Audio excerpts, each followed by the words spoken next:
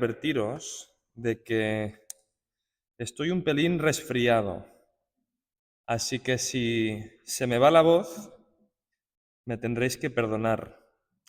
Y por ello me he propuesto dar un mensaje breve para, para no, para no encontrarme aquí en medio del púlpito sin voz. Así que nada. Pues bien, hoy quisiera traeros un mensaje sobre la lectura del libro de los Hechos de los Apóstoles. Sé que nos solemos centrar, de hecho, en la lectura de los Evangelios, pero hoy me parece que vale la pena meditar sobre la lectura de los Hechos de los Apóstoles. Concretamente vamos a ver qué significa la idea de que Cristo sea la piedra angular. ¿Qué significa que Cristo sea la piedra angular? Para apreciar y para entender la profundidad de esta realidad, quisiera que nos fijemos por un momento en cómo la idea de que Cristo sea la piedra angular tiene mucho que ver con la tesitura, con las circunstancias en las que nos encontramos hoy en día. Muchos sociólogos, al referirse y al caracterizar la época que nos ha tocado vivir, emplean a menudo un término que es el de la volatilidad. Es el de la volatilidad. Tenía un profesor que escribió un libro en el que habla de los tiempos que nos ha tocado vivir, y el título del libro era Un mundo volátil. Un mundo volátil, en el que todo está caracterizado por la velocidad y por el carácter efímero de las cosas. En otras palabras, nada permanece, nada dura y todo se desvanece. Decía incluso Carlos Marx, el famoso filósofo, que todo lo que antes era sólido ahora se desvanece. Todo lo que antes perduraba, ahora se desvanece. Pensemos en ello.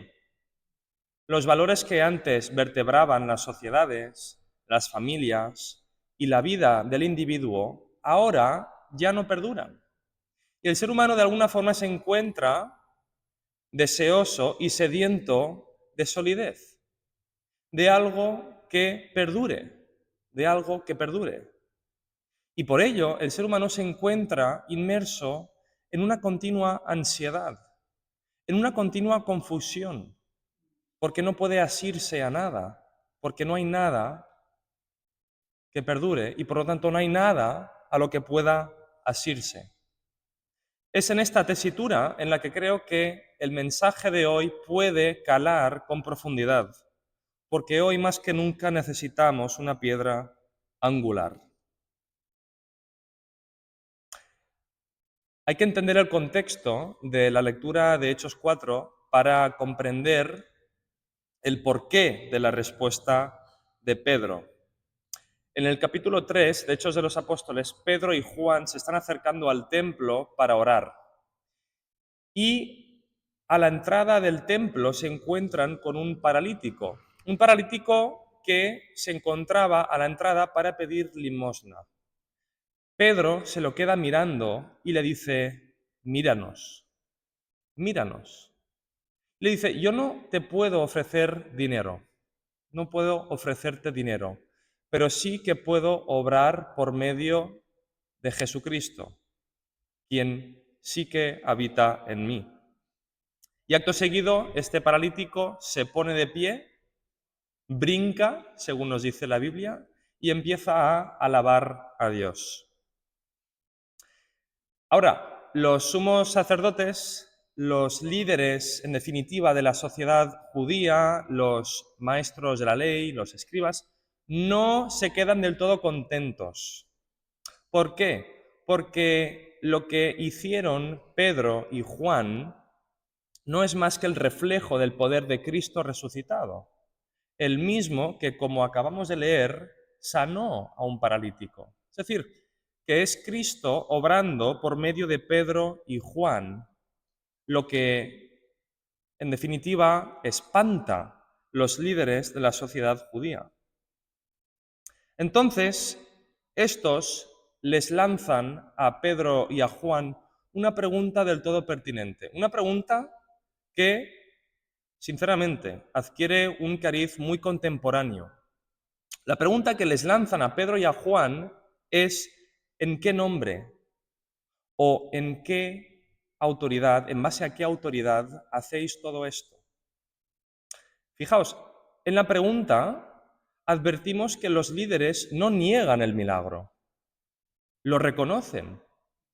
Los líderes no niegan el milagro, lo reconocen. Lo que les descoloca es la fuente de autoridad, el poder, el nombre a través del cual obran este milagro.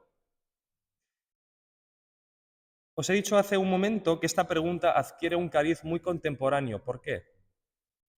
Porque en esta pregunta se puede advertir un descrédito implícito hacia la noción misma de autoridad. Os sonará, ¿no? La típica objeción que se nos lanza a los cristianos. ¿En base a qué autoridad me dices que debo aceptar a Cristo? ¿No? ¿O en base a qué autoridad, en base a qué verdad, en base a qué nombre debo yo obedecer a Cristo? ¿En base a qué autoridad me dices tú que Cristo es la verdad y la vida? ¿En base a qué autoridad? Porque en definitiva la autoridad ha quedado reducida al ámbito del sujeto. Es el sujeto hoy en día quien decide, quien dicta, quien determina, quien forma para sí mismo su propio camino. Entonces, esta pregunta sigue resonando. Nos la siguen preguntando, nos la siguen haciendo. ¿En base a qué autoridad nosotros predicamos? ¿En base a qué autoridad nosotros obramos? ¿En base a qué autoridad evangelizamos? Esa misma pregunta sigue resonando. El propio San Pedro, en sus cartas, nos dice que es fundamental que demos una razón para nuestra esperanza, porque él sabía muy bien que el mundo cuestionaría la fuente de autoridad de nuestro mensaje. La respuesta, sin embargo, es muy clara. La respuesta es muy clara. El nombre, la autoridad viene de Cristo, nada más. Nada más. Concretamente, Pedro se refiere a Cristo como la piedra angular. Se está refiriendo, más que referirse, está citando el Salmo 118, en el que el salmista nos dice que la piedra angular, después de ser rechazada, devinió en piedra angular. Tras ser rechazada, la piedra se convirtió en piedra angular. A fin de cuentas, la piedra angular no es otra cosa que la piedra sobre la que se edifica un edificio, y por lo tanto no deja de ser el eje en torno al cual, y solamente en torno al cual, puede erigirse, puede edificarse un edificio. Ahora, llegados a este punto, me gustaría sobre todo detenerme en las consecuencias que debe tener esta verdad en el seno de la Iglesia. ¿Qué significa que Cristo sea la piedra angular? Es evidente que Cristo debe ser el centro. Con lo que vengo diciendo, es más que obvio que lo que significa esta verdad es que Cristo debe ser el centro. Ahora, quisiera advertiros que lo que suele parecer una obviedad, lo que suele parecer obvio, normalmente nosotros corremos el riesgo de desfigurar las obviedades. Corremos el riesgo a menudo de intentar sustituir la piedra angular por otras piedras. Solemos correr el riesgo de sustituir a Cristo por otros nombres, por otras piedrecitas. Nos ha tocado vivir un tiempo en el que la sociedad está constantemente dividida por piedrecitas. llámese independentismo, llámese ideología, llámese lo que uno quiera, pero estamos constantemente divididos por piedrecitas. Estas piedrecitas no son otra cosa que una artimaña astuta que emplea el diablo, que es el acusador, para mantenernos divididos. No es otra cosa que eso. Entonces, es obvio que la Escritura nos dice que Cristo es la piedra angular. Es obvio que debe ser el centro. Sin embargo, las obviedades a veces no perduran. A veces se desvanecen de nuestra mente y nos inclinamos por piedrecitas. Ahora, hay que admitir que estas piedrecitas son atractivas. Son muy atractivas. Pongo un ejemplo. En la actualidad, muchas veces se lanza una objeción hacia la idea de que la Iglesia debe estar fundamentada en Cristo y solamente en Él. Una objeción reiterada es la siguiente. Oye, ¿por qué nos dividimos tanto a causa de disputas doctrinales? ¿Por qué no centrarnos en la justicia social, dejar de lado y dejar atrás todo aquello que nos divide y sencillamente hacer de la justicia social, por ejemplo, la identidad de la Iglesia? Es decir, ¿por qué no lanzarse a redimir el mundo y dejar de lado todas aquellas abstracciones de las que solamente los teólogos tienen entendimiento? En otras palabras, ¿por qué no abandonar la verdad fundamental de que Cristo es la piedra angular y por qué no hacer de la piedra angular una piedra hecha a nuestra medida? Una piedra que a los ojos del mundo sería mucho más aceptable. Si os fijáis, en esta tentación se encuentra el diablo.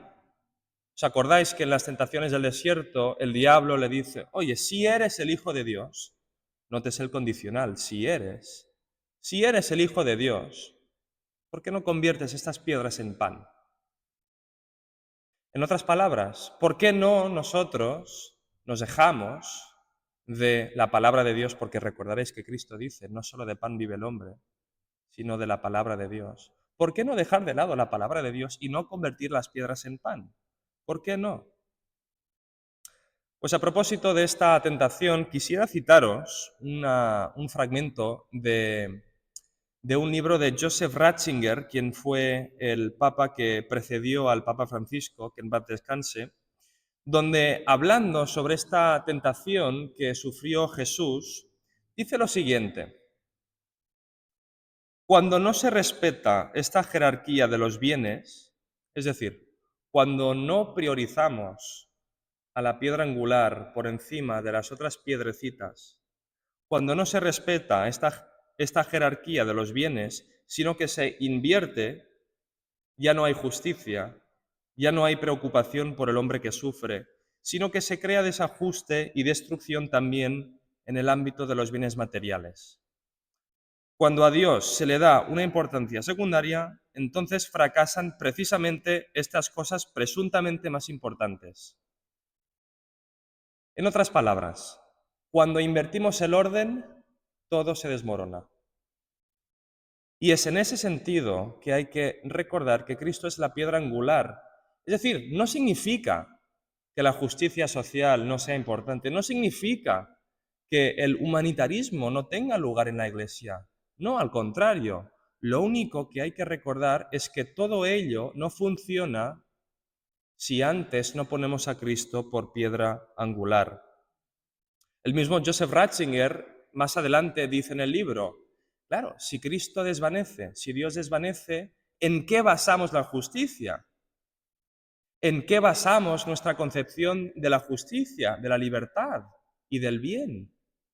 Porque al final estas concepciones quedan a merced de lo que nosotros creemos que es la justicia y por lo tanto no acometemos la justicia de una forma eficaz. Por lo tanto, Para resumir lo que estoy diciendo, la pregunta que lanzan los familiares de la familia de la casta sacerdotal de los judíos sigue siendo pertinente y hay que hacer frente a ella. Hay que dar cuenta de nuestra fe, como dice Pedro en su epístola. Hay que dar una razón para nuestra esperanza.